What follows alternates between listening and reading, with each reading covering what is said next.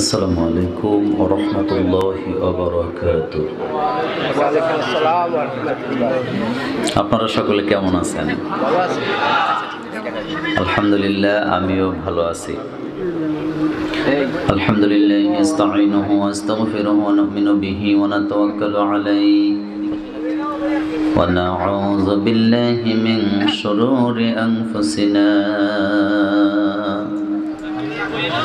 ওয়া মিন sayyi'ati a'malina man yahdihillahu fala mudilla lahu wa man yudlil falan tajid lahu waliyyan murshida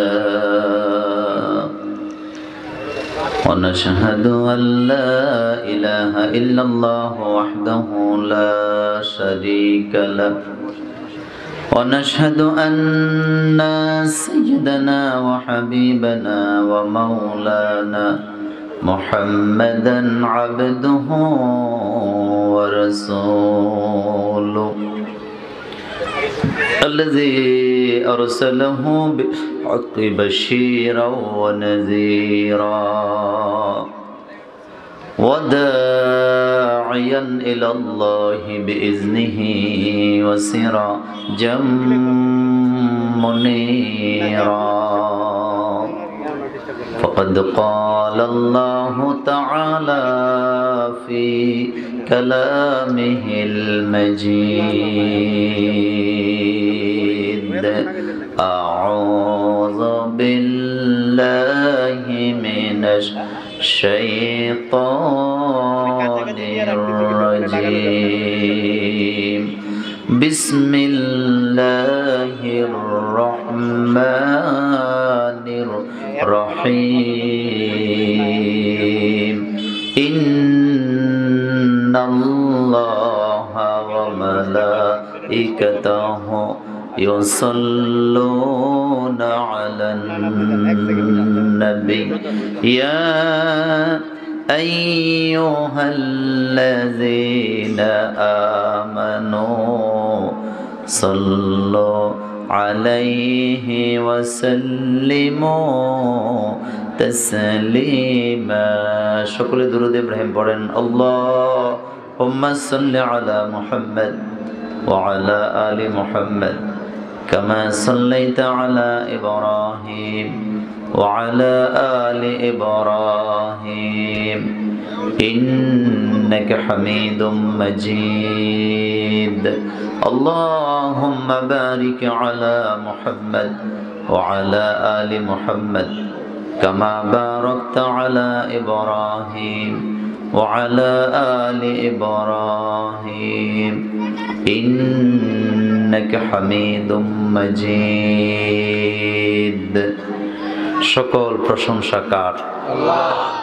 আপনাদের সন্দেহ আছে? না। তাহলে একটু জোরে বলেন তো, সকল প্রশংসা কার? আল্লাহ। সে আল্লাহর জন্য সকলে পড়েন আলহামদুলিল্লাহ। রব্বানা লাকাল হামদ হামদান কাসীরান তাইয়িবান মুবারাকান ফীহি।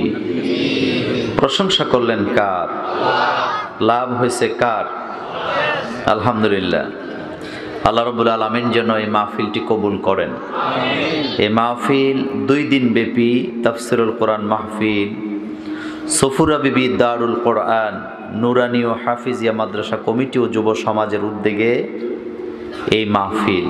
আমার কাছে একটা জিনিস খুব ভালো লাগে, আজকের বাংলাদেশে যতগুলো মাহফিল হচ্ছে 99% মাহফিলের আয়োজক হচ্ছেন যুবকরা। আলহামদুলিল্লাহ বলবেন না? এটা ভালো লক্ষণ না খারাপ লক্ষণ? ভালো লক্ষণ। কারণ যেই সমাজে যুবকরা ভালো হয়ে যায় ওই সমাজ কি হয়ে যায়? পরিবর্তন হয়ে যায়। আল্লাহ যেন আমাদের যুবকগুলোকে কবুল করেন। এই মাহফিলটিতে যিনি সভাপতিত্ব করছেন সর্বজনাব এই এলাকার এই জনপদের প্রিয় মানুষ জনাব আবুল কালাম আজাদ সাহেব, বিশিষ্ট সমাজসেবক, সৈয়দপুর আকামত আলী মাস্টার বাড়ি, আমরা দোয়া করছি আল্লাহ যেন আমাদের সভাপতির হায়াতকে দারাজ করেন। আমিন।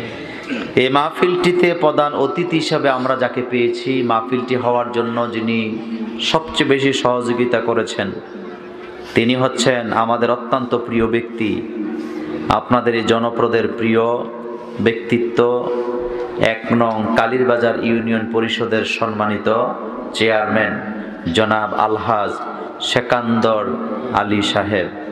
আমরা দোয়া করছি আল্লাহ যেন আমাদের এই অতিথিকে আল্লাহর কোরআনের জন্য কবুল করেন, তিনার বংশের কবরের আযাব যেন আল্লাহ মাফ করে দেন, তার পরিবার পরিজনের উপরে যেন আল্লাহ রহম করেন, পাশাপাশি আল্লাহ যেন আমাদের বংশধরের কবরের আযাব মাফ করে দেন। এই মাহফিলটি গতদিনও ছিল, গতদিন কথা বলে গেছেন হযরত মাওলানা বদরুল ইসলাম খান, খতিব, সৈয়দপুর আকামত আলী মাস্টার বাড়ি জামে মসজিদ, মুহতামিম অত্র মাদ্রাসা।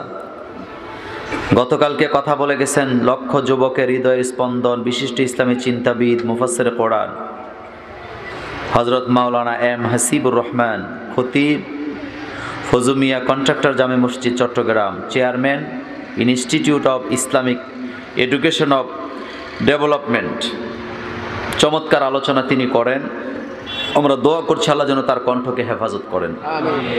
গতকালকে কথা বলে গেছেন আমার বন্ধুবর, আমার অত্যন্ত প্রিয় বিশিষ্ট ইসলামী চিন্তাবিদ, মুফাসসিরে কোরআন, মুহাদ্দিস রফিকুল আফসারী, আলোচক বাংলাদেশ টেলিভিশন ও বেতার। আজকের মাহফিলটিতে যিনি কথা বলেছেন হযরত মাওলানা আব্দুল জলিল সাহেব, সহকারী শিক্ষক অত্র মাদ্রাসা। আমার পরে যিনি কথা বলবেন তাও আমার বন্ধুবর, আমার সহকর্মী, ইসলামী আন্দোলনের বিশিষ্ট ইসলামী চিন্তাবিদ, মিশর আল আজহার বিশ্ববিদ্যালয় থেকে কোরআনিক সায়েন্স ও তাফসিরে উচ্চতর ডিগ্রিপ্রাপ্ত আন্তর্জাতিক খ্যাতিসম্পন্ন মুফাসসিরে কোরআন, এই জনপদের সিংহ পুরুষ, অত্যন্ত প্রিয় মিডিয়া ব্যক্তিত্ব হযরত মাওলানা সিদ্দিকুর রহমান আল আজহারি হাফিজাহুল্লাহ, খতিব, বাইতুল ওয়াজুদ জামি মসজিদ, মুগদা, ঢাকা। এছাড়া আরও অনেক আলেম ওলামায়ে কেরাম তাশরিফ এনেছেন।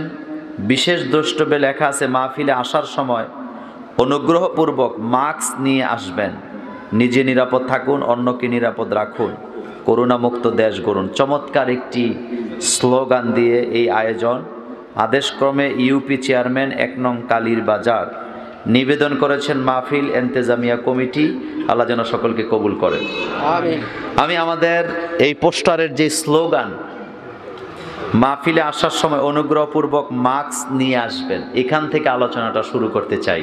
আলহামদুলিল্লাহ। আপনাদের মাস্ক আছে তো? মাস্ক পরবেন, মাস্ক পরাই লাগবে, কারণ এই মাস্কটা মূলত আল্লাহ পাক মেয়েদের জন্য দিছিলেন প্রথম। তা আমরা তখন পর্দার ওয়াজ করলে, মুখ ঢাকার কথা বললে, আমাদের দেশে কিন্তু বুদ্ধিজীবীরা বলতেন যে এটা একটা কথা হইল, মুখ ঢেকে রাখতে হবে। কিছু কিছু বুদ্ধিজীবীরা তো বললেন যে কুশ্চিত চেহারা ঢাকার জন্য মুখ ঢাকা হয়। আল্লাহ কয় টের পাও না কার কথায় খোসা দিছ, ভবিষ্যতে নারীরাও পড়বে, পুরুষেরাও পড়বে। আমার বন্ধুগণ, আপনাদের কাছে আমি জানতে চাই, এত বড় বিশাল মাহফিল, আমি যদি আপনাদেরকে প্রশ্ন করি সকল ক্ষমতার মালিকানা কার? আরো আসতে কোন? কোন সন্দেহ আছে নাকি? আজকের করোনা ভাইরাস এটা 100% প্রমাণ করে দিয়েছে মানুষ কতটা অসহায়। পৃথিবীতে করোনা ভাইরাসের ভ্যাকসিন আবিষ্কার হলো, সবাই মুখে তেল দিতেছে, আর কোনো অসুবিধা নাই, ভ্যাকসিন আইলে পরে শরীরের ভিতরে ঢুকায় এলাম। বাংলাদেশে এমন নিউজ আসছে কোটিপতি লাখপতিদেরকে আগে দেওয়া হবে, এরপরে গরিবদেরকে দেওয়া হবে। আমি যদি জিজ্ঞেস করতে চাই, আজকের বাংলাদেশে যারা লাখপতি কোটিপতি তারাই বিপদে আছে, আমাদের রিকশাওয়ালা ঠেলাওয়ালারা এখনো নিরাপদে আছে না? না, কিছু কিছু মানুষ তো শরীরকে এমন ভাবে প্যাকেট করে বুঝাই যায় না এটা বেড়া না বেড়ি। কিছু কিছু মানুষ তো এমন ভাবে মাস্ক পরে মনে হয় যেন সবে মাত্র সান্দের দেশের থেকে অভিযান শেষ করে আসছে। ওকে, এটা আমি নিষেধ করি না, কিন্তু আমরা তো সেই জাতি যেই জাতি প্রতিদিন 5 বেলা স্বাস্থ্যবিধি মেনে ওযু করি, কুলি করি, নাক পরিষ্কার করি, নাকের ছাতা ময়লা দূর করি, এরপরে আমাদের আল্লাহকে আমরা সেজদা দেই। স্বাস্থ্যবিধি পৃথিবীর কোন ধর্ম ইসলামের চাইতে এত বেশি গুরুত্ব দিয়ে স্বাস্থ্যবিধি আমাদেরকে শিখান নাই। আমার বন্ধুগণ খেয়াল করেন, পৃথিবীতে কিছু মানুষ আছে নিজেদেরকে অনেক আল্ট্রা মডার্ন মনে করেন।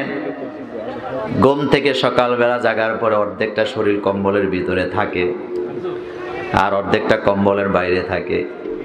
এবার কাজের লোকদেরকে অর্ডার করে চা নিয়ে আসো, মুখ ধয় নাই, ব্রাশও করে নাই, এবার গরম চা দিয়া মুখের জিহ্বার ছাতা মাথা মিশাইয়া খায়। আর তারা যখন আমাদেরকে স্বাস্থ্যবিধি শিখায় তখন আমরা মনে করি এই যেন এক পাগলের প্রলাপ। কিছু কিছু মানুষ আছে সকালবেলা পায়খানায় যাওয়ার আগে সিগারেট আর মেজ নিয়ে যায়, কি বলে, গ্যাস লাইট। আজকের মাহফিলে এরকম লোক নাই? কথা বলেন না কেন? কেন নিয়ে যায়? ডাইরেক্ট বলে দেয়, এটা না খাইলে আমার পায়খানা ক্লিয়ার হয় না। আমার বন্ধুগণ, স্বাস্থ্যবিধি কাকে বলে? আল্লাহ বলছেন ফাগসিলু ওয়ুজুহাকুম ওয়া আইদিয়াকুম ইলাল মারাফিকে। তোমরা যখন নামাজের দিকে যাবা আগে তোমাদের মুখ ধোও, হাত ধোও, পা ধৌত করো, তোমাদের মাথায় করো, নাকের ময়লা পরিষ্কার করে দাও। এর চাইতে স্বাস্থ্যবিধিকর কথা পৃথিবীর মানুষের জন্য আর কিচ্ছু হতে পারে না। পৃথিবীতে একবার দুইবার পরিষ্কার করলে হবে না, প্রতিদিন তোমাকে 5 বেলা নাক পরিষ্কার করা লাগবে। কয় বেলা? তাহলে সবচেয়ে বেশি পবিত্র থাকে তারা 5 ওয়াক্ত নামাজ পড়ে যারা। কথা ঠিক বলি নাই? আল্লাহ যেন আমাদেরকে হেফাজত করেন, আমরা বলি আমিন। আমার ভাইয়েরা, মাঝে মধ্যে বড় লোকদের অবস্থা দেখলে হাসি পায়, কিন্তু আমার বাংলাদেশে যারা রিক্সা চালায় খায়, গরিব মানুষ সকালবেলা রিক্সাটা নিয়ে বাইরে হয়ে যায়, সারা দিন রাস্তায় রাস্তায় ঘুরে। এমন মানুষ আমি, এমন রিক্সাওয়ালা আমি কুমিল্লায় পেয়েছি। বললেন হুজুর, রাস্তায় যায় দেখি করোনা রোগী কেউ নিতে চায় না। আমি কোলে করে করোনা রোগীকে আমার রিক্সায় উঠালাম, কোলে করে নিয়ে কুমিল্লা মেডিকেলে পৌঁছায় দিলাম। 3 মাস হয়ে গেছে কোলে করে রোগীকে নিয়ে গেলাম, আমার মুখে মাস্কও ছিল না। আল্লাহর রহমতে আল্লাহ আমাকে নিরাপদে রেখে দিয়েছে।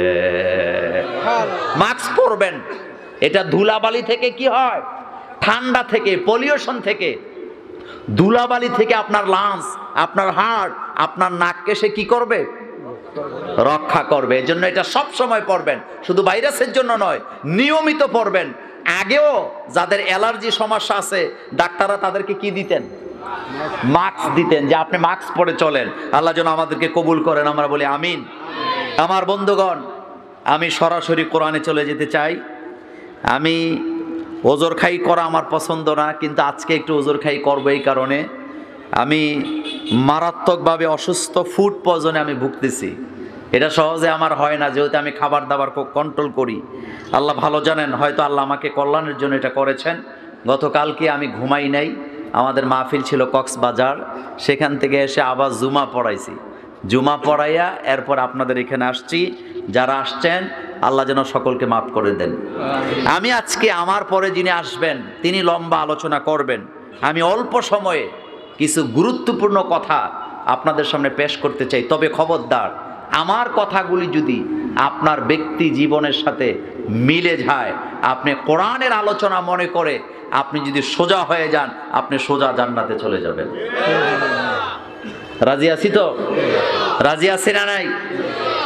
আগে তেলাওয়াত করি, তারপরে আলোচনা করি। আউযু বিল্লাহি মিনাশ শাইতানির রাজিম। বিসমিল্লাহির রহমানির রহিম। ইয়া আইয়ুহান নাস ইন্না খালাকনাকুম মিন যাকারিন ওয়া উনসা وجعلناكم شعوبا وقبائل لتعارفوا إن أكرمكم عند الله أتقاكم إن الله عليم خبير কথাগুলি কার কথাগুলোতে বরকত আছে না নাই কম না বেশি এই কথাগুলি সত্য না মিথ্যা নবীজি বলেছেন মান ক্বালা বিহি সাদাকা কোরআন দিয়ে যারা কথা বলে তারা সত্য কথা বলে তাহলে বোঝা গেল কোরআন দিয়ে যারা ময়দানে কথা বলে না তারা মাঝে মধ্যে মিথ্যা কথা বলার সম্ভাবনা আছে না নাই আর আমাদের দেশে কিছু বক্তাও আছে কোরআন দিয়ে কথা বলে না গাঁজাখুরি কথাও বলে তাইলে বোঝা গেল নবীর হাদিস অনুযায়ী তারা মাঝে মধ্যে কিছু মিথ্যা কথা বলে কি বলে না আপনি আলেম আপনি কথা বলবেন কোরআন হাদিস দিয়ে নিজের মন গড়া কিচ্ছা কাহিনী ময়দানে বলার অধিকার আপনার নাই কারণ যেই চেয়ারে যেই মিম্বরে বসে আপনি কথা বলছেন এটা মুহাম্মদ সাল্লাল্লাহু আলাইহি ওয়াসাল্লামের মিম্বর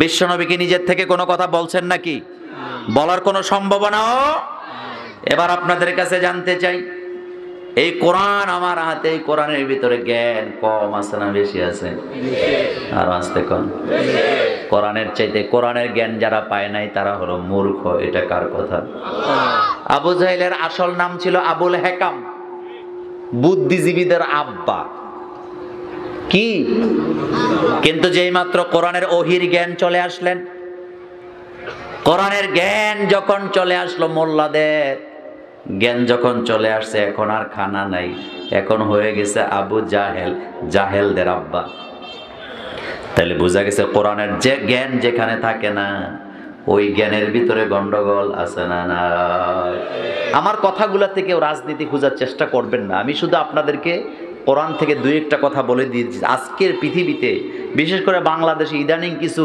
লোকেরা আমাদেরকে বলে যে মাদ্রাসায় দেয় সবচেয়ে বেশি কি বলে ব্রেন যাদের নাই কানা ল্যাংড়া কুড়া এরপরে যেটার ব্রেন নাই অঙ্ক পারে না ইংরেজি পারে না এগুলোর নাকি মাদ্রাসায় দেয়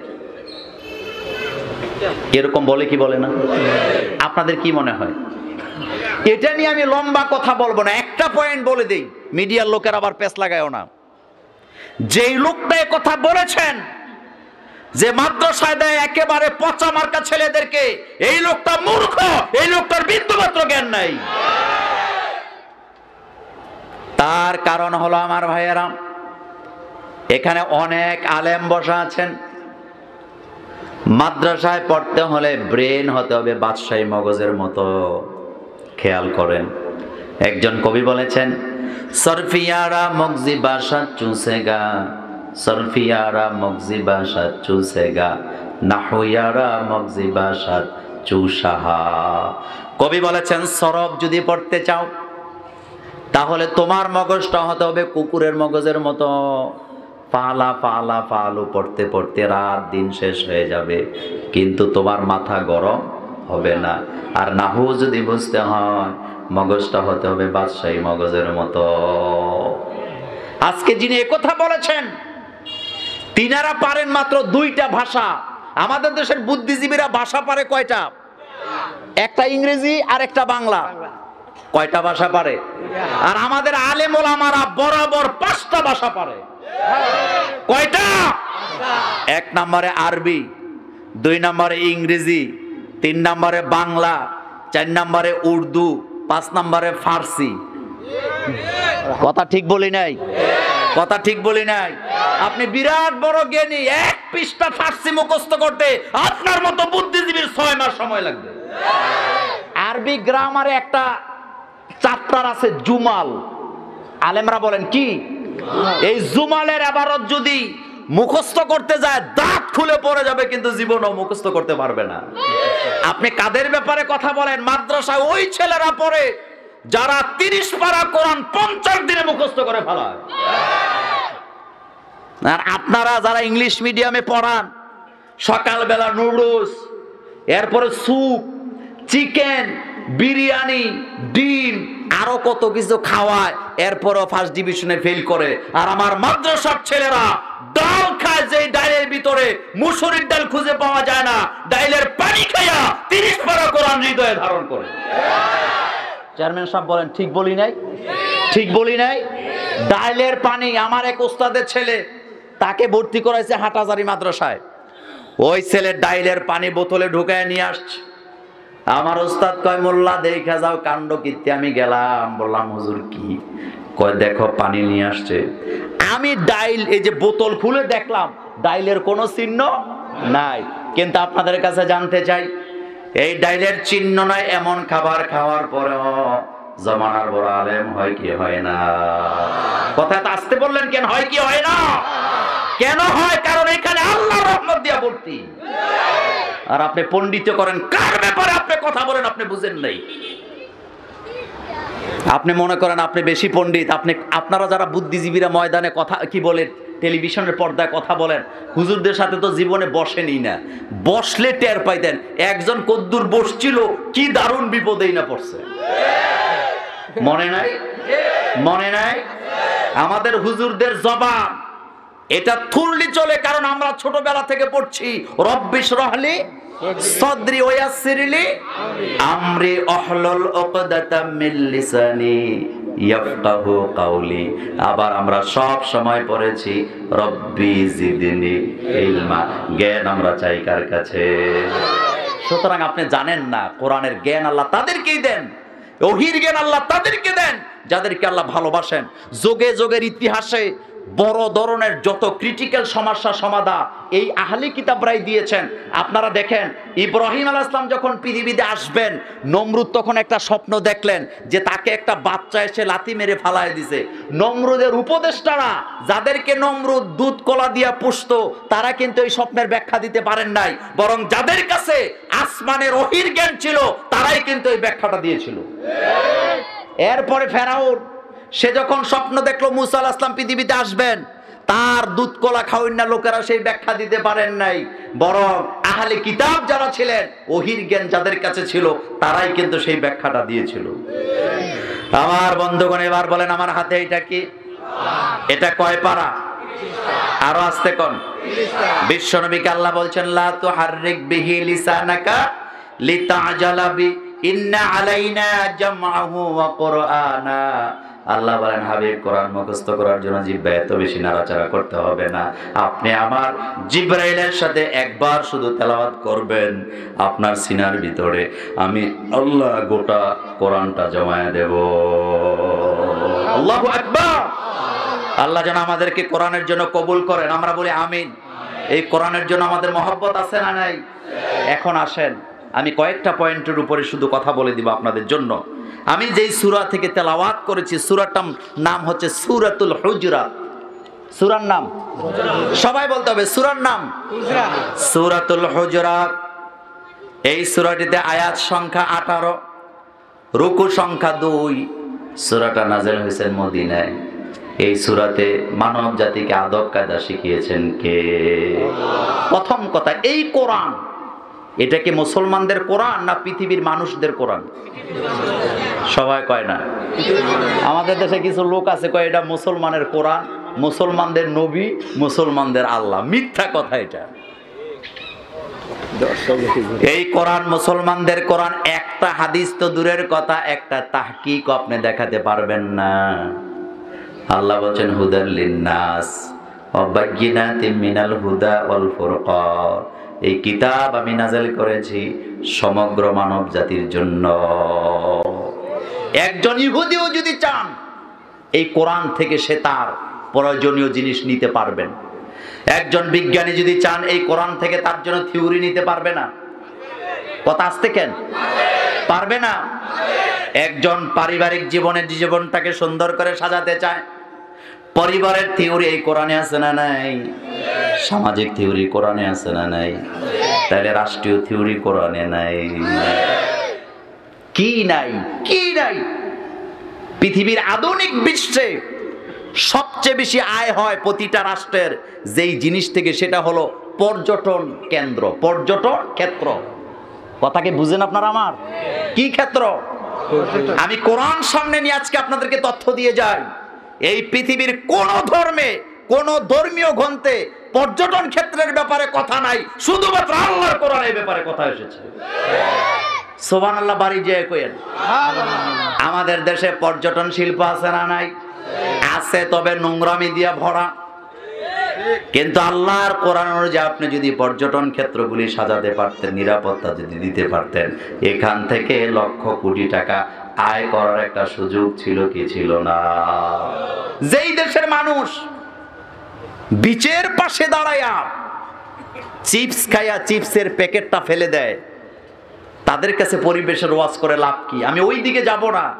প্রথম কথা হলো, পৃথিবীর কোন ধর্ম পর্যটন শিল্পের ব্যাপারে কথা বলে নাই, শুধুমাত্র ইসলাম ধর্ম বলেছে কুল সিরু ফিল আরদ ফায়ানজুরু কাইফা কানা আকিবাতুল মুকাজ্জিবিন। তোমরা জমিনে সফর করো, জমিনে ঘুরে ঘুরে দেখো আমি মিথ্যাবাদীদেরকে কি দশা করে দিয়েছি। আমাদের বাংলাদেশে পর্যটন এরিয়া আছে না নাই? দূরে যাওয়া লাগবে না আমার ভাইয়েরা। আমাদের কুমিল্লায় আছে না নাই? কক্সবাজারে আছে না নাই? কোনো খবর নাই। আমরা যদি এই জিনিসগুলাকে ভালোভাবে সাজাতে পারতাম, এখান থেকেও বিশাল একটা আয় হওয়ার সম্ভাবনা ছিল কি ছিল না? পর্যটন কেন্দ্র বানায় এখন ফুলামায়েরা ফেম করার জন্য। কি চেয়ারম্যান সাহেব ঠিক বলি নাই? আর কি বলে সভাপতি সাহেব? আপনি দেখেন জায়গায় জায়গায় কি দেয়, গাছ লাগায়। গাছ লাগাইয়া যেই জায়গা ঘুরাঘুরির কথা অন্ধকার বানায় ফেলছে। আমার বন্ধুগণ, একদিন আমি ওই যে কুমিল্লা চিড়িয়াখানায় গেলাম, আমার পাশেই তো। 20 বছর আমি এখানে ইমামতি করি, 22 বছর, একেবারে আমার মসজিদের কাছাকাছি। যে আমার মসজিদ বলতে যে মসজিদে আমি জুমা পড়াই, একেবারে কাছাকাছি। একদিন আমি হাঁটতে হাঁটতে গেলাম, যাই দেখ গাছের নিচে ছোট ছোট গাছ নড়ানড়ি করে। আমি ভাবলাম কোন ছাগলে বোধহয় পাতা টাতা খায়। উকি মাইরা দেখি দুইটাই বসে আছে। এই হলো আমাদের পর্যটন কেন্দ্র। পৃথিবীতে ইসলামিক রাষ্ট্র যেগুলো আছে, ম্যাক্সিমাম রাষ্ট্রের প্রত্যেকটা মসজিদ মুসলমানদের জন্য পর্যটন কেন্দ্র হিসাবে আল্লাহ প্রাণ কেন্দ্র বানিয়ে দিয়েছেন। পৃথিবীতে কোন ধর্ম এই কথা বলতে পেরেছে কুল সিরু ফিল আরদ, তোমরা জমিনে ভ্রমণ করো? শুধুমাত্র কে বলেছেন? আমাদের বাংলাদেশেও পর্যটন মন্ত্রী আছে না নাই?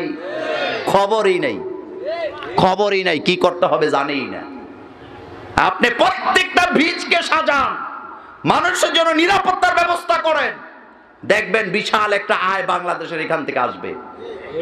আসবে কিনা? কপত কপতি দিয়ে ভরা। হোটেলে গেলে ঘুমানো যায় না, কি পাওয়া যায় সেটা বললাম না আমার ভাইয়েরা। কোরআন এমন কোনো বিষয় নাই যেই বিষয়ে কোরআন কথা বলে। আমার ভাইয়েরা রাগ করবেন না, লজ্জা পাইয়েন না। ঢাকা শহরে ছেলে মেয়েরা প্রেম করে ঘোরার জায়গা পায় না, নিরাপদে চলতেও পারে না। নিরাপত্তার জন্য গোপনে গোপনে প্রীতি করার জন্য, অবৈধ কাজ করার জন্য বিমানের টিকিট কেটে ছেলে মেয়ে কক্সবাজার চলে যায়, এমন ঘটনাও বাংলাদেশে আছে না না? তো পর্যটন এরিয়া গুলা আল্লাহ বলছেন এগুলা দেখো আমি কিভাবে গজব দিয়েছি। সামুদ জাতি, আদ জাতিকে মাটির সাথে মিশিয়ে দিয়েছেন কে? তারা কি আমাদের চেয়ে ইঞ্জিনিয়ারিং ব্যাপারে কি হালকা ছিলেন নাকি? ওই আলোচনা আজকে নয়। তাদের যে ইঞ্জিনিয়ারিং কলা কৌশল ছিল, এত দূরে যাওয়ার দরকার নাই। পিরামিড কোথায় অবস্থিত? আপনি দেখেন এক একটা পাথর। আমি আমার ওই যে সাদিকুর রহমান আজহারি ভাইয়ের কাছেও শুনেছি, এক একটা পাথর 20 টন 30 টন ওজন, কত উপরে। তখন লিফট ছিল না, বেকু ছিল না, কোনো শক্ত কোনো যন্ত্র ছিল না। আপনি কি চিন্তা করতে পারেন এত উপরে এই পাথরগুলো তারা বসাইলো কিভাবে কেটে কেটে? তারা কি আপনার চেয়ে ইঞ্জিনিয়ারিং এ কম ছিলেন নাকি? কিন্তু আবার আল্লাহ বলেন তাদেরকেও আমি জমিনের সাথে মিশায়া দিলাম। তাহলে যুবকদের কাছে জানতে চাই, পর্যটন এরিয়া আল্লাহকে চিনার জন্য যাব নাকি প্রেম করার জন্য যাব? এত আসতে বলেন কেন? আর আমাদের দেশে নোংরামি আছে না না? একটা পার্ক বানাইছে ব্যক্তিগত পর্যায়ে, হেতে আগে 2 নম্বরে চিন্তা করে। এরকম বেয়াদব বাংলাদেশে নাই। ওয়াজ করবো কি, যেটা করি সেটাই বিপদ। কয়েকদিন আগে আমি এক ওয়াজ করলাম যে অনেক হোটেলের মালিক, ফাস্টফুড দোকানের মালিকরা ওই যে ফাস্টফুডের দোকানের ভিতরে অন্ধকার করে রাখে দিনের বেলা, যাতে কারো কোনো চেহারা দেখা না যায়।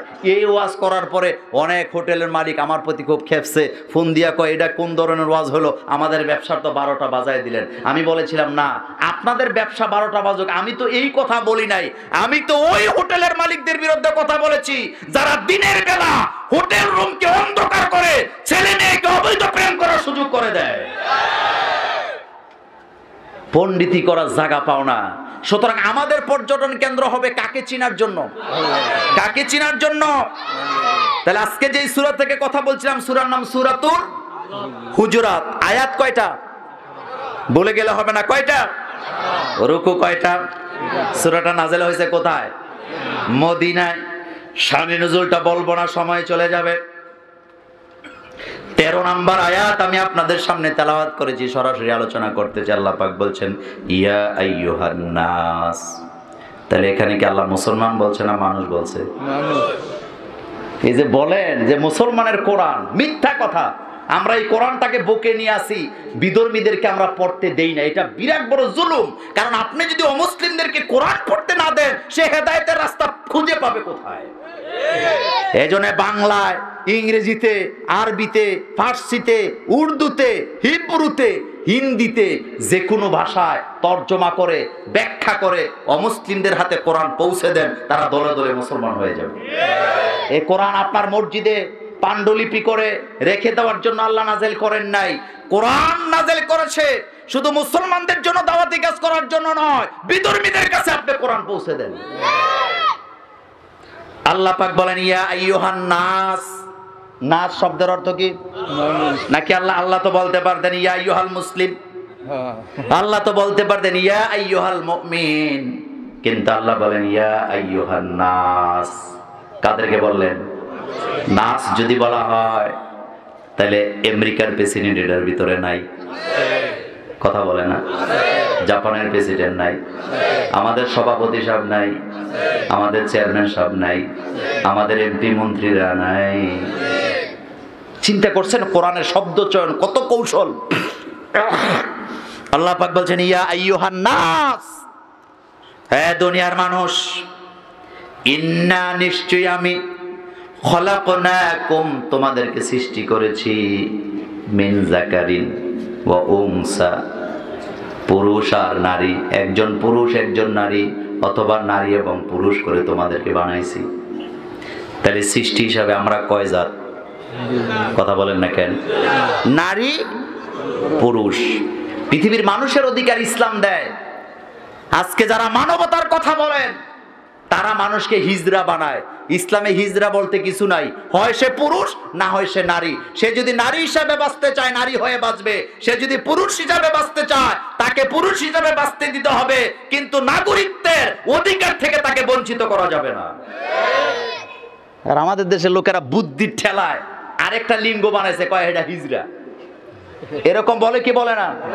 ইসলাম হিজড়া বলতে কোনো কিছু দেয় নাই। ইসলাম তাকে অধিকার দিয়েছে। রাষ্ট্র তাকে জিজ্ঞেস করবে তুমি কি পুরুষ হিসাবে বাঁচতে চাও নাকি নারী হিসাবে বাঁচতে চাও। এখন সে যদি বলে আমি নারী হিসাবে বাঁচতে চাই, তার মধ্যে যদি নারীত্বের হরমোন বেশি থাকে নারী হিসাবে বাঁচবে, যদি তার মধ্যে পুরুষত্ব বেশি থাকে, পুরুষের হরমোন বেশি থাকে, তাহলে সে পুরুষত্ব নিয়ে বাঁচবে। এই ব্যাপারে 3 নাম্বার জায়গায় ফালাইয়া বেইজ্জতি করার অধিকার কারো নাই। বেইজ্জতি করতেছে তাদেরকে, কয়টা কে কয়টা হিজড়া।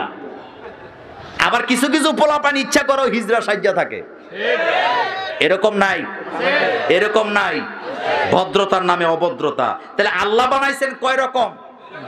নারী বলতে হবে, নারী পুরুষ। অখালাকনাকুম আজওয়াজ, আমি তোমাদেরকে জোড়ায় জোড়ায় বানিয়েছি। এরপরে আল্লাহ বলছেন ওয়াজআলনাকুম শুউবান ওয়া কাবাইলা লিতাআরাফু, আমি তোমাদেরকে বিভিন্ন গোত্রে, বংশে, পরিবারে ভাগ করে দিয়েছি যাতে তোমরা একজন আরেকজনকে চিনতে পারো। সুবহানাল্লাহ বলবেন না? এখান থেকে আলোচনাটা শুরু। পৃথিবীতে বানর আছে না নাই? বানর, সে তার মা চিনে না, মেয়ে চিনে না, বাপ চিনে না, যাকে পায় তাকেই সমানে দর্শন করতে থাকে, তার সাথে খারাপ কাজ করতে থাকে, যেহেতু সে তাকে চিনে না। কিন্তু যারা মানুষ তাদেরকে মা বাপ ভাই বোন আলাদা আলাদা করে চিনার জন্য তৈরি করেছেন কে? লিতাআরাফু। একটা বানরকে যদি জিজ্ঞেস করেন তোর মেয়ে কোনটা, সে বলতে পারবে না, সে তার মেয়ের সাথেও সেক্স করে। একটা কুকুরকে যদি জিজ্ঞেস করেন তোর ছেলে কোনটা, বলতে পারবে না, শুধুমাত্র বলতে পারে কারা? আর আস্তে কোন কারা? এই মানুষকে আল্লাহ আলাদা আলাদা করে বানাইলেন যাতে করে তারা একজন আরেকজনকে চিনতে পারে। আর সেই মানুষদের মধ্যে কিছু জানোয়ার আজকের পৃথিবীতে আছে না? না, প্রেম বলে করছে। গতকালকে নিউজে দেখলাম, প্রেম করে বান্ধবীরে ডাইকে নিয়া দর্শন করে মাইরেই ফেলাইছে। তবে মজার ব্যাপার, ছেলেটাও ইংলিশ মিডিয়ামে পড়ুন না, মেয়েটাও ইংলিশ মিডিয়ামে পড়ুন না। কিন্তু আমরা মোল্লারা এত অশ্লীল কথা বলি না। আজকে এই ঘটনা যদি আল্লাহ না করুক মাদ্রাসায় ঘটতো, বুদ্ধিজীবীরা বিভিন্ন চ্যানেলে বৈশা বৈশা কইতো মাদ্রাসা বন্ধ করো, কিন্তু আমরা তো বলি না ইংলিশ মিডিয়াম বন্ধ করো। কারণ আমরা বুঝি কোনো ব্যক্তির অপরাধে প্রতিষ্ঠান অপরাধী হয় না, ব্যক্তি তার শাস্তি পাবে, প্রতিষ্ঠান শাস্তি পেতে পারে না। পারে নাকি? কোন ব্যক্তি যদি অপরাধ করে সেই ব্যক্তির অপরাধে দলকে বের করা যায় না, বরং ব্যক্তির বিচার করে দাও।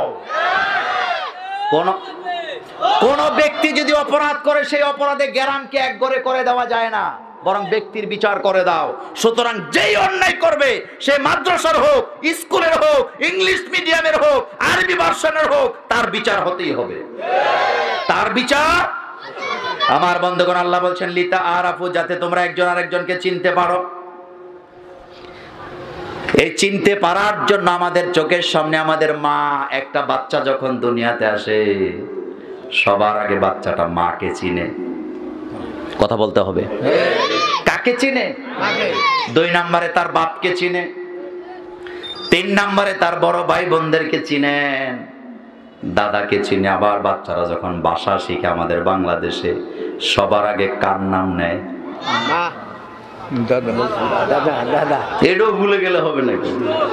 বাচ্চারা যখন কথা শিখে কার নাম নেয়? দাদা। দাদারা 1 নম্বরে আছে। আর আমাদের দেশের দাদারা মনে করে নাতি নাতিমাত্রী এটা হলো একটা, এই যে কি বলে, ঠাট্টা করার জায়গা। বুঝে না, ওই ওয়াজটা আজকে করব না। অনেক দাদারা তার নাতিন রে দোকানে নিয়ে গেছে, লোকেরা জিজ্ঞেস করে এটা কে, কয় এটা আমার 2 নম্বর বউ। বলে কি বলে না?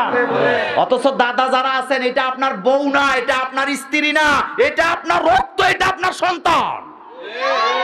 নাতিন এটা কি এগানা না বেগানা? আলেমরা বলেন এগানা না বেগানা? আরে ভাই, এটা আপনার একেবারে এগানা, এটা আপনার জন্য হারাম। আর দুষ্টামি করে, দুষ্টামি করে বলছি তো, দুষ্টামি করে আপনি হারাম কথা বলতে পারবেন নাকি? আবার বাংলাদেশে কিছু দুলাভাই আছে, বলবো শালিরে নিয়ে রাস্তায় রাস্তায় ঘুরে, পোলাপানেরা জিজ্ঞেস করে কি যে দোস্ত কয়দিন আগে বিয়ে করলে, এটা কেডা? কয় হেডার লগে এটা ফ্রি পাইছি।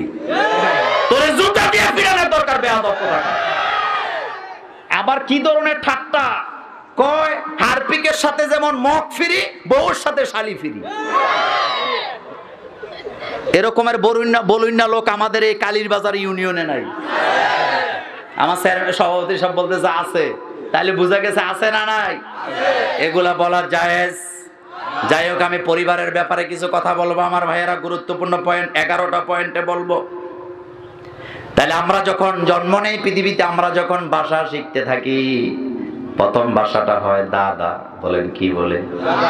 বাচ্চা কথা বলতে পারে না, বাপ মা আব্বু আব্বু ডাকে, কিন্তু হঠাৎ করে একদিন মুখ দিয়ে ফেনা বাইরে গেছে, বাচ্চা বলতেছে দা দা দা দা দা। বলে কি বলে না? দাদাই তো মূল, দাদাটাই। এই জন্য আল্লাহ বলছেন ইয়া আইয়ুহান নাস ইন্না খালাকনাকুম মিন যাকারি ওয়া উনসা ওয়া জাআলনাকুম শুউবান ওয়া কাবাইলা লিতাআরাফু। লিতাআরাফু, আল্লাহ বললেন তোমরা যাতে এক জাতি আরেক জাতিকে চিনতে পারো, সেজন্য আমি তোমাদেরকে এমন ভাবে সৃষ্টি করেছি। আমার বন্ধুগণ, আজকের বাংলাদেশে সবচেয়ে বড় সমস্যা পারিবারিক সমস্যা, পারিবারিক ঝগড়া আমাদের সমাজে আছে না নাই? আপনাদের কালীর বাজারে নাই? 1 নাম্বার, আমরা আবিষ্কার করতে চাইবো ভাইয়ে ভাইয়ে ঝগড়া করার মূল কারণটা কি? ভাইয়ে ভাইয়ে ঝগড়া কালীর বাজার নাই? আস্তে আস্তে কয় নাই তো? আমাদের পরিবারে নাই। ভাইয়ে ভাইয়ে ঝগড়ার মূল কারণ হলো সম্পত্তি, মাল। মাল আছে যেখানে ঝগড়া আছে। এটা একেবারে পীর, যাকে আপনি হক্কানি পীর বলেন, তার ঘরেও ভাইয়ে ভাইয়ে খেলাফত নিয়ে ঝগড়ার মামলা চলে। আপনারা যারা পীরের মুরিদ আমাকে ভুল বুঝবেন না। পেশা হুজুর দুনিয়া থেকে চলে গেলেন, কয়েক লক্ষ মুরিদ ছেড়ে দিয়ে তিনি চলে গেছে। কয়েক লক্ষ মুরিদ মানে কয়েক লক্ষ হাদিয়া আছে না নাই? উনি মরার পরে কোন ছেলেটা খেলাফতের দায়িত্ব নিবে? বড়টা নিবে না মাইজাটা নিবে না ছোটটা নিবে? এই নিয়া পীরদের পরিবারে ঝগড়া আছে না না? আপনি আমার সাথে চ্যালেঞ্জ গ্রহণ করেন, বাংলাদেশের একটা পীর যাকে আপনি নবীদের চেয়ে মর্যাদা দেন, যাকে আপনি বাপের চেয়ে বড় মর্যাদা দেন, তার ওই পীরের পরিবারে নিয়ে খবর নেন ভাইয়ে ভাইয়ে মামলা চলে শুধুমাত্র খেলাফত নিয়ে। এরকম ঝগড়া নাই তো? তাহলে ঝগড়াটা শুরু হয়েছে কি নিয়ে? সম্পদ। আমাদের সাধারণ পরিবারগুলি তো এই সম্পদ নিয়ে ঝগড়া আছে না নাই? আল্লাহ বলেন আলহাকুমুত তাকাসুর হাত্তা যুরতুমুল মাকাবির। তোমাদের কি হলো? সম্পদের পেছনে লেগে আছো। সম্পদের পিছু ছাড়ো না ততক্ষণ, কবরে চলে যাও না যতক্ষণ এই সম্পদ নিয়ে ভাইয়ে ভাইয়ে কথা বলে না। এমন ঝগড়া আমাদের সমাজে আছে না না? 3 ভাই মিলে কামাই করে, এক ভাই গোপনে তার নিজের নামে সম্পত্তি রাইখা পুরায় লাইছে। এমন ঘটনা আমাদের বাংলাদেশে নাই। কথা কি বলবো? কথা কি বলবো? কামাই করতেছে কয় ভাই? আর জমি রাখতেছে কয়জনের নামে? তাহলে ঝগড়া হওয়ার সম্ভাবনা ভবিষ্যতে নাই। জাররা চিনেন তো? জাররা, জাররা কি? জাররা হলো শীতের দিনে ওই যে বেড়ার ফাঁক দিয়া ঘরের ভিতরে যে সূর্যের আলো আসে, ওই আলোতে ছোট্ট ছোট্ট কোনো কিছু ঘুরতে দেখা যায় কি যায় না, এটাকে বলা হয় জাররা। বিশ্বনবী যেই যুগে এই কথা বললেন তখন কোনো দূরবীন ছিল না। আল্লাহর নবী তখন বলে দিলেন ফামাইয়ামাল মিসকালা যাররাতিন খায়রান ইয়ারা ওয়া মাইয়ামাল মিসকালা যাররাতিন শাররান ইয়ারা। যাররা পরিমাণ হিসাব দিতে হবে কার কাছে? চিন্তা করছেন একবার? এই পয়েন্টে এতটুকুন বলবো, আপনি জমি রাখছেন, আপনার ভাইয়েরা যদি এখানে টাকা দিয়ে থাকে আর আপনি যদি ওই জমি নিজের নামে রেজিস্ট্রি করে আপনি বড় বলে ভাইদের উপর অত্যাচার করে জমিটা নিয়ে থাকেন, কিয়ামতের ময়দানে আল্লাহর আদালতে আপনাকে আসামি হওয়া লাগবে। এরকম ভাই আমাদের দেশে নাই। 2 নাম্বার, কিছু কিছু মা বাপ আছেন এক চোখা। কোন সন্তানের প্রতি মা বাপ একটু বেশি নজর দেয়, কোন সন্তানের প্রতি একটু কম নজর দেয়। এরকমের ডাকাইত মার্কা মা বাপ আমাদের দেশে আছে না নাই? হাজী সাহেব মানুষ 10 বার হজ করছে, এক ছেলের নামে গোপনে সম্পত্তি বেশি লেখা দেয়, আরেকটারে কম দেয়। লোকেরা জিজ্ঞেস করে ভাই অমুক ছেলেরে কম দিলেন অমুকরে বেশি দিলেন কেন? কয় আমারে শিখাইতে আইও না, আমি 10 বার হজ করছি। এরকম নাই? এরকম নাই? এই পয়েন্টে বলবো, কোন ছেলেকে যদি 1 শতক জায়গা ইচ্ছা করে বেশি দিয়ে থাকেন আর কোন ছেলেকে যদি 1 শতক কম দিয়ে থাকেন, কিয়ামতের ময়দানে আপনি বান্দার হক নষ্ট করার অপরাধে আপনাকে জাহান্নামে যেতে হবে। যেই ছেলেকে আপনি বেশি দিয়েছেন ওই ছেলে আপনার পাশে দাঁড়াতে পারবে না, পারবে না, পারবে না। আমার বাবারা যারা মুরব্বী আছেন আজকে শুনে যান, এমন যদি হতো যে আপনি সম্পদ যেই ছেলের নামে বেশি লিখে দিয়েছেন ওই ছেলেটা কিয়ামতের ময়দানে আপনাকে বাঁচায় দিতে পারবে, এমন যদি হতো আপনি তারে লিখে দিতেন। কিন্তু যেই ছেলের নামে সম্পত্তি আপনি বেশি করে লিখে দিলেন ওই ছেলেও কিয়ামতে আপনার কোনো উপকার করতে পারবে না, এটা মোল্লার কথা না, আল্লাহর কথা। কার কথা? ওয়াত্তাকু ইয়াওমান লা তাজজি নাফসুন আন নাফসিন শাইআ ওয়ালা ইউকবালু মিনহা শাফাআতুন ওয়ালা ইউখাযু মিনহা আদ ওয়ালা হুম ইউনসারুন। আল্লাহ বলেন, বান্দা ওই দিনটিকে ভয় করো যেদিন কেউ কারো কোনো উপকার করতে পারবে না, কেউ কারো পাশে দাঁড়াবে না, এমনকি কিয়ামতের ময়দানে ঘুষ দিয়েও বাঁচতে পারবে না। আপনি সন্তান জন্ম দিয়েছেন, কোরআনের আইন অনুযায়ী সকল সন্তানকে সমানভাবে প্রাপ্য দেওয়া লাগবে কি লাগবে না? এই জায়গায় ভুল করবেন না যারা মুরব্বী আছেন, সাবধান হয়ে যান। গোপনে গোপনে লিখে দেয়, এই অপরাধ আমাদের দেশের বাপেরা করে না। আবার খরা যুক্তি দেয়, কয় দেবো না কেন, ও তো আমার দিকে বেশি তাকায়। আরে বাবা, আপনার ছেলে যদি আপনার খবর না নেন, এটার জন্য ছেলের বিচার করবেন কে? ছেলের বিচার হবে জাহান্নাম। যেই ছেলে যেই মেয়ে মা বাপের খেদমত করবে না, মা বাপের প্রতি ihsan করবে না, জাহান্নামে চলে যাবে। কিন্তু আপনি তাকে শাস্তি দিতে পারবেন না। 3 নাম্বার, আমাদের দেশের পরিবারগুলোতে মেয়েদের প্রতি জুলুম করা হয়, আর এই জুলুমটা শুরু হয় বাচ্চা অবস্থায়। কি অবস্থায়?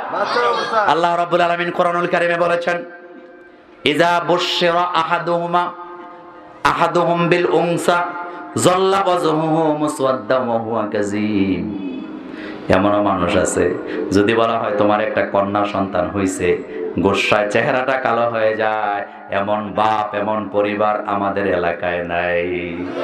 কথা বলতে হবে, এরকম নাই। আমি ব্যাখ্যা দিতে পারবো না, একটা কথা বলে যাই।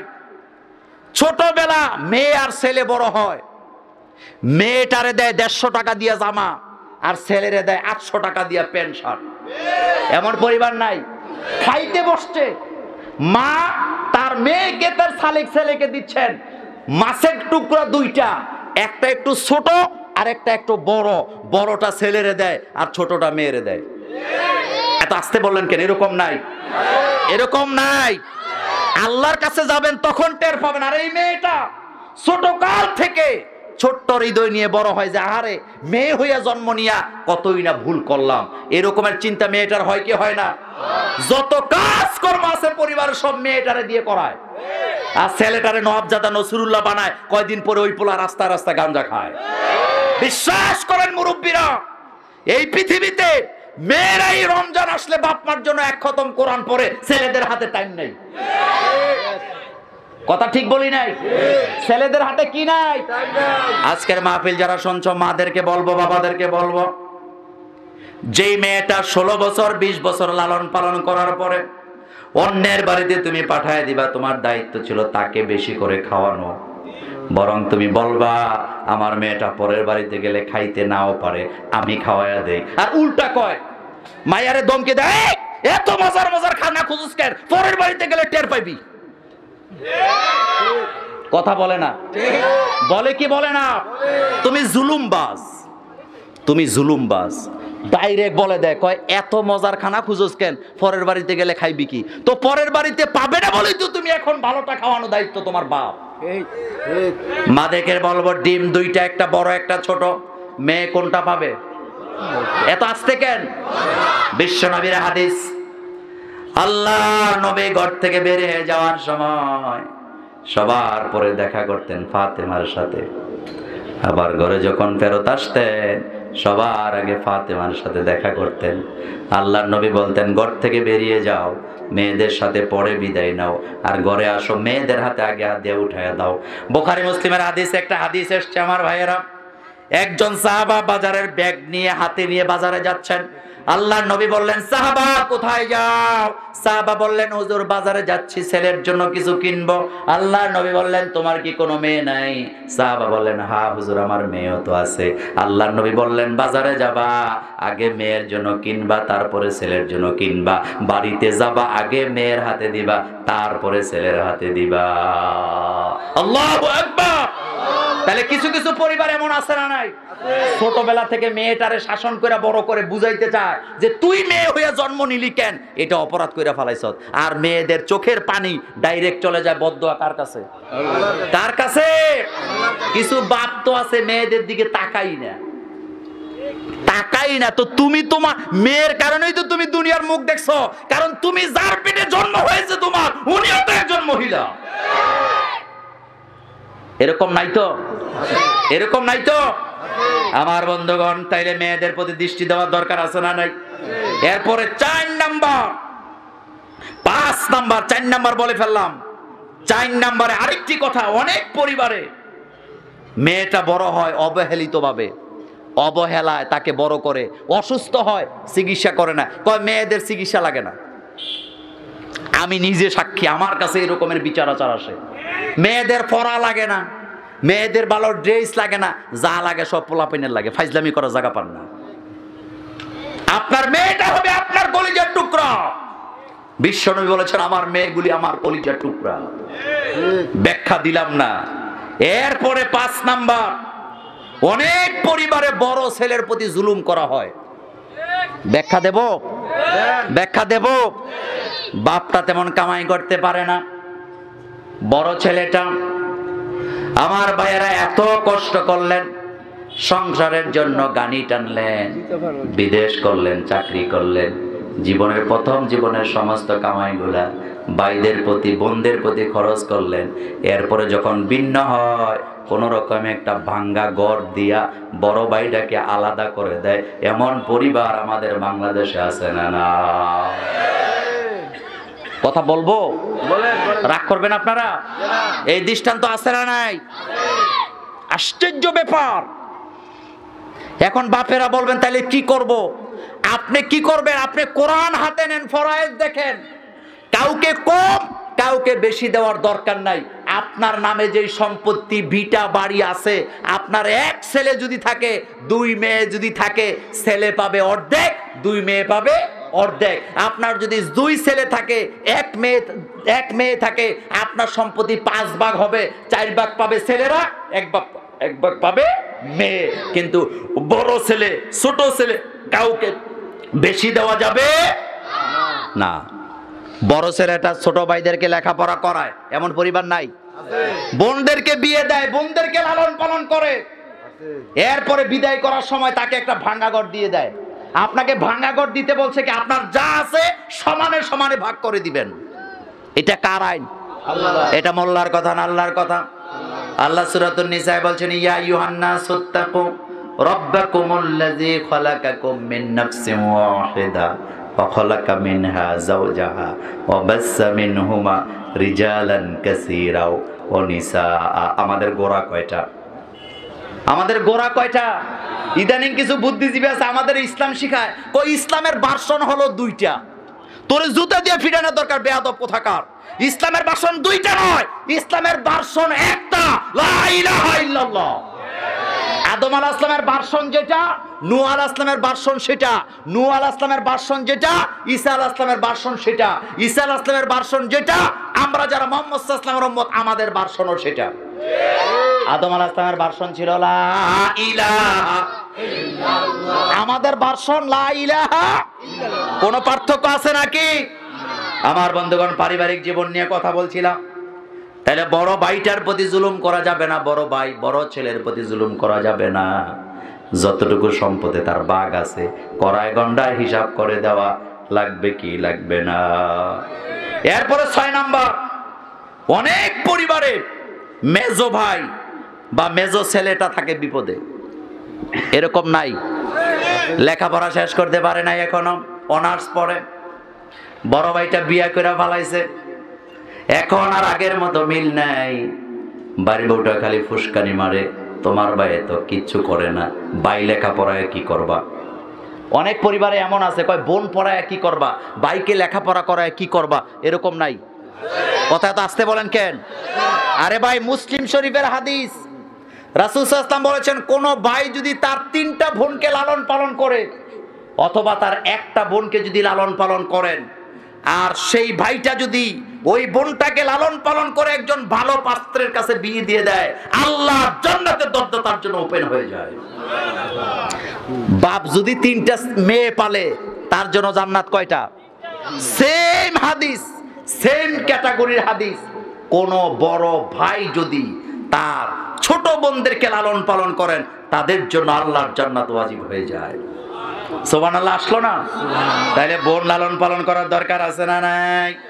এরপরে 7 নম্বরে, আমার বন্ধুগণ, অনেক পরিবারের ছোট মেয়েটার প্রতি জুলুম করা হয়। আগে যেগুলোর বিয়ে দিছে 7 লাখ 8 লাখ টাকা খরচ করে পালায়, কিন্তু ছোট্ট মেয়ের বেলা 10 টাকাও এরকম নাই, এরকম নাই। যত মজা খায় বড় জামাইরা খায়। ছোট জামাইরা যখন আসছে, শ্বশুর শাশুড়ি গেছে বুড়া হইয়া। কথা ঠিক বলি নাই? এখন কাদের হাতে সর্দারি? বাইদের হাতে, যার কারণে বোনটার খোঁজ খবর নেয় না। ইনসাফ হলো না, ইনসাফ হলো না। আরে আমাদের এই পরিবারগুলিতে এই সমস্যাগুলো আছে না নাই?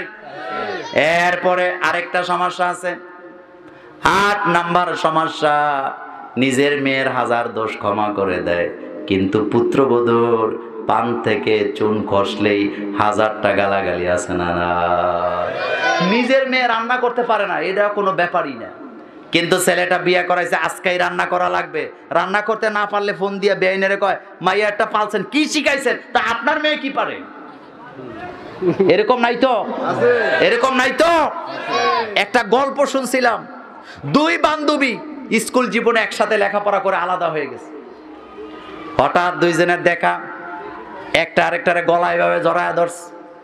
ধরা কয়, বান্ধবী 40 বছর দেখা হয় না, কেমন আছো? ছেলে মেয়ে কয়টা? কয় ছেলে একটা, মেয়ে একটা, ঢাকা একটা ফ্ল্যাট আছে। আরেকটা কা, আমারও তো 1 ছেলে 1 মেয়ে, কুমিল্লা একটা বাড়ি আছে। তো ভালো কথা, ছেলে কি বিয়ে দিছ? কয় হ্যাঁ, ছেলে তো বিয়ে দিস। মেয়ে বিয়ে করে না, আর সেই মা বাপকে ভাগ করে আলাদা করে দেয়, একসাথে থাকতেও দেয় না। ছেলে একটা নেই, মাকে আরেকটা নেই, বাবাকে আলাদা আলাদা ঘুম পাড়ায়, এমন ডাকাই তো আছে না নাই? এরপরে একটা সময় মা বাপ হয়ে যায় লজিং বাড়ির মাস্টার। 3 ছেলে, 1 মাস এই ছেলের ঘরে, 1 মাস ওই ছেলের ঘরে, 1 মাস ওই ছেলের ঘরে। এরপরে 31 যদি মাস যায়, এমনও পুত্রবধূ আছে ওই দিন আর খাবার দেয় না। চুপ করে আছেন কেন? চুপ করে আছেন কেন? এই কথা কি বাস্তব না অবাস্তব? আজীব। খাবার নাই, সকালবেলা নাস্তা দেয় না। পুত্রবধূকে যায় জিজ্ঞেস করছে, শ্বশুরের খাবার দিবি না? কয় 30 দিন খাওয়ানোর কথা, 31 দিন খাওয়াবো নাকি? আমি বলি, এই বাড়ি থেকে গাঁট ধরে বের করে দেওয়া দরকার। যেই বাড়িতে তুমি থাকো সেই বাড়িটা তোমার শ্বশুরের। আবার কিছু কিছু পুত্রবধূ আছে গালি মারে, কয় তোর বাপে তোরে কি দিয়ে দিছে? কিচ্ছু দেয় নাই, জন্ম তো দিছে। কিছু দেয় নাই, জন্ম তো দিয়েছে, লালন পালন তো করেছে। আল্লাহ বলেন, ওয়াকাদা রাব্বুকা আল্লা তা'বুদু ইল্লা ইয়্যাহু ওয়া বিল ওয়ালিদাইনি ইহসানা। তোমাদের রব তোমাদের জন্য চূড়ান্ত ফয়সালা করে দিলেন, তোমাদের জন্য আইন করে দিলেন, তোমরা আল্লাহর গোলামি করার পরে মা বাবার প্রতি ইহসান করবা। হে যুবকেরা, এই মা এবং বাবা দুইটা তোমার বেঁচে আছে। তোমার মেজো ভাই খাওয়ায় না, বড় ভাই খাওয়ায় না, অথবা তোমার ছোট ভাই তোমার মা বাবার খেদমত করে না, খবর নেয় না। তোমার দরজাটা ওপেন করে দাও মা বাবার জন্য, তোমার একটা খাট দিয়ে দাও, ভালো রুমটা দিয়ে দাও। আমি কোরআন সামনে নিয়ে বলে গেলাম, আল্লাহ জান্নাত তোমার জন্য ওয়াজিব হয়ে যাবে। খাওয়ায় না, একটা বিল্ডিং করছে হেতে, শাশুড়ির আইনা বিল্ডিং এ ঘুম পাড়ায়, অমুকরে আনে, মেহমান আনে, বন্ধু আইনা রাখে, কিন্তু মা বাপের জন্য ভাঙা ঘর। এরকম নাই? এরকম নাই? মা বাপের খেদমত নাই, মা বাপের খবর নাই। বাড়িতে মেহমান আসছে, শ্বশুর বাড়ির মেহমান, মুরগির রানটা, মুরগির কলিজাটা নিয়া শ্বশুর বাড়ির মেহমান রে খাওয়ায়, আর মা বাপের জন্য গলার আড্ডিটা দেয়, ভালো একটা খাবার দেয় না। এই ছেলের জন্য আল্লাহর জান্নাত হতে পারে না। আবার কিছু পোলাপাইন আছে, পিসাব হুজুরের জন্য ছাগল নিয়ে যায়, গরু নিয়ে যায়, কিন্তু মা বাপের কোনো খবর নেই। হুমা জান্নাতুকা ওয়া নারুকা, তোমার মা বাপ তোমার জান্নাত, তোমার মা বাপ তোমার জাহান্নাম। তুমি কি জানো? আল্লাহ বলছেন, ইম্মা ইয়াবলুগান্না ইনদাকাল কিবার আহাদুহুমা আও কিলাহুমা ফালা তাকুল লাহুমা উফফিন ওয়ালা তানহারহুমা ওয়া কুল লাহুমা কাওলান কারীমা। আল্লাহ বলেন, মা বাপ যদি বুড়া বয়সে থেকে যায়, একজনও যদি থেকে যায়, অথবা 2 জনও যদি থেকে যায়, খবরদার তাদেরকে ধমকি দিয়ে কথা বলা যাবে না। ছেলের সাথে মেয়ের সাথে বিবির সাথে জোর গলায় কথা বলা যাবে, সমাজের নেতার সাথে জোরে কথা বলা যায়, কর্মীদের সাথে জোরে কথা বলা যায়, কিন্তু আল্লাহ আইন করে দিয়েছেন খবরদার মায়ের সাথে বাপের সাথে জোর গলায় কথা বলা যাবে না। এখানে গলার আওয়াজ কন্ট্রোল কর, নম্রভাবে কথা বল, কারণ মা বাপের সামনে তুমি দাঁড়িয়েছ। মা বাপ যদি তোমার প্রতি রাগান্বিত হয়ে যায় তাহলে তোমার জন্য জান্নাত কি হয়ে যাবে? হারাম। আল্লাহর নবী মিম্বরে উঠতেছেন, প্রথম সিঁড়িতে পা দিলেন, বললেন আল্লাহর নবী বললেন আমিন, দ্বিতীয় সিঁড়িতে পা দিলেন, বললেন আমিন, তৃতীয় সিঁড়িতে পা দিলেন, বললেন আমিন। সাহাবায়ে কেরাম বললেন হুজুর কিছুই তো বুঝি নাই। নবীজি বললেন তিনটা দোয়া জিবরাইল আমিন করলেন, আমি আমিন বলে দিলাম। এর ভিতরে একটা বলেছেন মা বাপকে সামনে পাওয়ার পরে খেদমত করে যারা জান্নাত কামাই করতে পারে নাই তারা ধ্বংস হয়ে যাক। জিবরাইল এই দোয়া করেছেন, দোয়ার সাপোর্টিং আমি বলেছি আমিন, মানে এই দোয়া আল্লাহর দরবারে ডাইরেক্ট কবুল হয়ে গিয়েছে। মা বাপ কি লজিং মাস্টার? আসতে বলে, মা বাপ কি লজিং মাস্টার? মা বাপ কি লাঞ্ছিত অপমানিত হয়ে খাওয়ার যোগ্য? তুমি খাবা না, মাকে বাপকে আগে খাওয়াবা। বনি ইসরাইলের একটা লম্বা হাদিস, পৃথিবীর কোন ব্যক্তির উসিলা দিয়া দোয়া করা জায়েজ নাই, কিন্তু নেক আমলের উসিলা দিয়া দোয়া করলে দোয়া কবুল হয়ে যায়। তার ভিতরে লম্বা হাদিস ছিল, একটা পাথর একটা গুহার সামনে পড়ে গেল, তিনজন যুবক ভিতরে ছিল। ওই যুবকগুলা যখন দোয়া করেছিলেন তিনটা কথা বলেছিল। এর ভিতরে একটা যুবক বলেছিল আমি জীবনে ভালো কাজ তেমন করি নাই, আমার যতটুকু মনে পড়ে আমি একটা কাজ ভালো করতাম, সেটা হলো আমি বকরি লালন পালন করতাম। বিকাল বেলা ঘরে আসতাম বকরির দুধ নিয়া, আমার বাচ্চাগুলা খাবারের জন্য চিল্লাচিল্লি করতো, বিবি ক্ষুধার্ত থাকতো, আমি আমার বাচ্চাদেরকে আমার বিবিকে খাবার দিতাম না, আমি সবার আগে আমার মাকে আমার বাবাকে খাওয়াতাম, তারপরে আমার বিবি বাচ্চাকে খাওয়াই আমি নিজে খাতাম।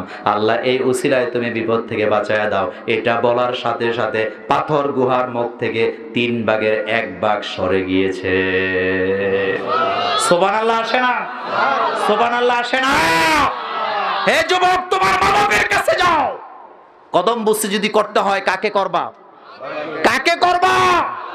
হাত পা যদি টিপতে হয় পিসা হুজুর নয়, বরং তোমার বাপের টিপো, মাকে টিপো।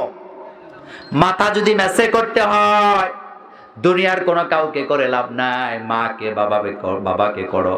মা বাপ যদি খুশি হয়ে যায় আল্লাহর জান্নাত তোমার জন্য ওয়াজিব হয়ে যাবে। মা বাপ, তাহলে মা বাপ কি লজিং মাস্টারের মতো রাখবেন না একেবারে রাজা বাদশার মতো রাখবেন? 5 রুমের একটা বিল্ডিং করেছে যুবক বিদেশে থেকে, রুমগুলি করার পরে ব্যাক সাইড ফ্রন্ট সাইড দেখবা, কোনটাতে আলো বাতাস বেশি যায় দেখবা, এরপরে বাবাকে মাকে হাত ধরে নিয়ে যাবা, যাই বলবা মা বাবা আপনারা আমাকে লালন পালন করেছেন, এই যে 5 রুমের একটা বিল্ডিং করছি, কোনোটাতে আলো কম কোনোটাতে আলো বেশি, কোনোটাতে বাতাস কম কোনোটাতে বাতাস বেশি, আপনাদের কাছে কোনটা পছন্দ হয়? মা বাপ যেটা চাইবে ওইটা দিয়ে আল্লাহর জান্নাতের দরজা খুলে যাবে। আর হেতে বিল্ডিং এ ঘুমায়, মা বাপ ঘুমায় বেড়ার ওই যে ঘরে, শীতে কষ্ট পায়, রোদ্রে কষ্ট পায়, বৃষ্টি পড়ে। নিজের বিবির জন্য বৈশাখী মেলা, হিয়াইল্লা মেলা, কুত্তা মেলার মধ্যে শাড়ি কাপড় কিনে, কিন্তু মাকে এক কালারের একটা কাপড়, তাও 3 বছরে একবার। এত আসতে বলো কেন? এরকমের বেয়াদব আছে না? না টের পাও না তুমি কার সাথে বেয়াদবি করতেছ? এই সমস্যাগুলি আমাদের পরিবারে আছে না নাই? আমার বন্ধুগণ খবরদার, মা বাপকে রাজা বাদশার মতো রাখবা। যৌবনে শক্তি থাকা অবস্থায় বাপকে যতটা ভয় পেয়েছ, বুড়ো অবস্থায় তার চাইতে আরো বেশি ভয় পাওয়ার দরকার আছে না নাই? আল্লাহ বলতেছেন ইম্মা ইয়াবলুগান্না ইনদাকাল কিবার, আল্লাহ বলছেন যৌবনের সময় তো তুই ভয় পাইছ, শক্তি দিয়া তোরে মুগুরের করি দিবে, কিন্তু এখন বুড়ো হয়ে গেছে, শক্তি নাই, এখন আরো ভয় পা, এখন জোর গলায় কথা বলবি না। কোন হুজুরেরা তাদের বাপ মাকে বৃদ্ধাশ্রমে দেয় না, বরং কোটিপতি লাখপতি ডাক্তার কানাডায় থাকে, আমেরিকায় থাকে, এই সমস্ত বেয়াদব গুলাই বিভিন্ন পর্যায়ে মা বাপকে বৃদ্ধাশ্রমে দেয়। দেয় কি দেয় না? এজন্য আগে কোরআন শিখান ছেলে মেয়েকে, মুয়াজ্জিনি করে খায়, 500 টাকা বেতন, মা বাপকে সেবা করতে ভুলে যায় না, আর কোটি কোটি টাকা মাসে মাসে কামায়, মা বাপের খবর নেওয়ার সুযোগ নেই। এরকম ইঞ্জিনিয়ার বাংলাদেশে নাই, এই রকমের ডাক্তার বাংলাদেশে নাই, এরকমের রাজনীতিবিদ বাংলাদেশে নাই। আরে ভাই, কিছু কিছু রাজনীতিবিদ আছে বউর খবর রাখতে পারে না, মা বাপের খবর রাখবো কি? 10টা ফ্যাক্টরির মালিক, কোনটা কোন দিন খবর নেয়, খবর রাখতে পারে না। 24 ঘন্টা বিজি থাকে, রাতের বেলা বিবির সাথে বসে খাবারও খাইতে পারে না। আমার ভাইয়েরা, এই ধরনের লোক কি মা বাপের খেদমত করতে পারবে নাকি? মা বাপের খেদমত করা, মা বাপের প্রতি ইহসান করা সুন্নত না ফরজ? সুন্নত না ফরজ? অবশ্যই মা বাপের প্রতি নজর রাখা লাগবেই। এরপরে 11 নাম্বার, পরিবারগুলি যদি শান্তি চান, যার যার হক তারে দিবেন, যার যার হক তাকে দিবেন। ছেলে বড় ছোট মেজ্জা এরপরে ফাইজ্জা কোনো নাই, আপনার কাছে সবগুলা সমান। আপনি তাকে জন্ম দিয়েছেন, আপনার সন্তান যেটা আপনার খেদমত করে, যেটা করে না, কিন্তু আপনার সম্পদের ভাগ পাবে সমানে সমানে। সুতরাং সম্পত্তি যখন ভাগ করবেন, একজন আলেমকে ডেকে আনবেন। আলেমকে ডেকে, এখন তো ফরায়েজ নাই বললেই চলে, খবরই নেই। আগের দিনে এটা মুরব্বীরা করত, যে আমি আমার সম্পদটা ভাগ করতে চাই, ফরায়েজ অনুযায়ী বিভিন্ন আলেমদেরকে আনা হলো।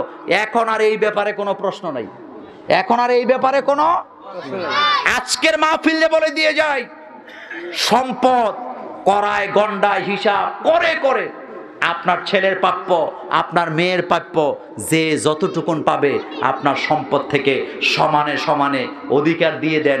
ভাই ভাইকে সম্মান করেন, ভাই বোনকে সম্মান করেন, পরিবারগুলি আল্লাহর জান্নাতি পরিবার হয়ে যাবে। কি পরিবার হবে? বহু পরিবারে এক ভাই আরেক ভাইয়ের চেহারার দিকে তাকায় না, এক ভাই আরেক ভাইয়ের সাথে 10 বছর কথা বলে না, এরকমের আছে না নাই? অথচ বিশ্ব নাই অনেক কাতের হেম, যারা রক্তের সম্পর্ক ছিন্ন করে, রক্তের সম্পর্ক ছিন্নকারী আল্লাহর জান্নাতে যেতে পারবে না। লা ইয়াদখুলুল জান্নাহ মান কাতির রহিম, যারা রক্তের সম্পর্ক ছিন্ন করে, হোক আলেম, হোক নেতা, হোক পীর, হোক খাজা বাবা, রক্তের সম্পর্ক ছিন্ন করলে আল্লাহর জান্নাতে যাওয়া যাবে। আল্লাহ যেন আমাদেরকে কবুল করেন, আমরা বলি আমিন। এই মাহফিলটা প্রতি বছর হোক, আপনারা কি চান? চাই। কথা আস্তে কইছেন। চাই। এই মাদ্রাসা টিকে থাক, আপনারা কি চান? চাইলে 2 হাত উঁচু করেন, 2 হাত উপরের দিকে উঁচু করেন, আরো উপরে চান? আপনারা চান? চাইলে আপনাদের কাছে একটা রুমাল যাবে, একটা রুমাল যাবে, ভলেন্টিয়ার ভাইয়েরা যাবে, রুমাল নিয়ে, ব্যাগ নিয়ে, একটু পকেটে হাত দেন, একটু পকেটে হাত দেন, আর আমার জন্য দোয়া করবেন। আমি খুবই অসুস্থ, কিচ্ছু খাই নাই দুপুরের পরে, এরপরে একটু চিল্লায় ফাল্লায় গেলাম। আপনাদের ভালোবাসার কারণে রুমাল যাবে, টাকাটা হাতে নেন, ভাড়ার টাকাটা রেখে বাকি টাকাটা মাদ্রাসার জন্য দিয়ে যাবেন। আমার পরে আমার প্রিয় ভাই মাওলানা সাদিকুর রহমান আজহারী সাহেব আসবেন, তিনার বক্তব্য শুনে তারপরে আপনারা এখান থেকে যাবেন। হ্যাঁ, সবাই পকেটে হাত দেন, যারা ব্যাগ নিয়ে গেছে সবাই যে যা পারেন টাকাটা হাতে রাখেন, ব্যাগের মধ্যে দিয়ে দেন, একটু জিকির করেন, লা ইলাহা ইল্লাল্লাহ,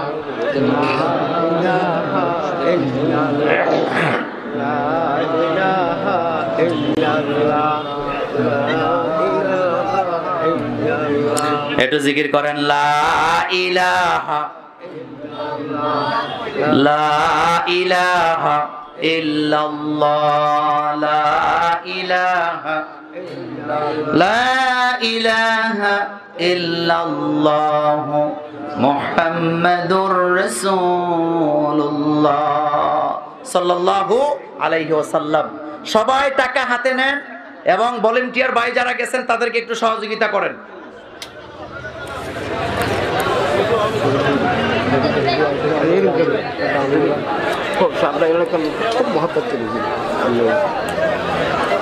আজহারী সাহেব কাছের লোক, আপনার প্রতি আমরা মহব্বত বেশি। আলহামদুলিল্লাহ, আলহামদুলিল্লাহ, সবাই আলহামদুলিল্লাহ, আপনার লেগা পাগল। আমি ইয়াতে আছি, কই আপনার পাশাপাশি, আলহামদুলিল্লাহ, কই না রিসকোস আছে, আলহামদুলিল্লাহ।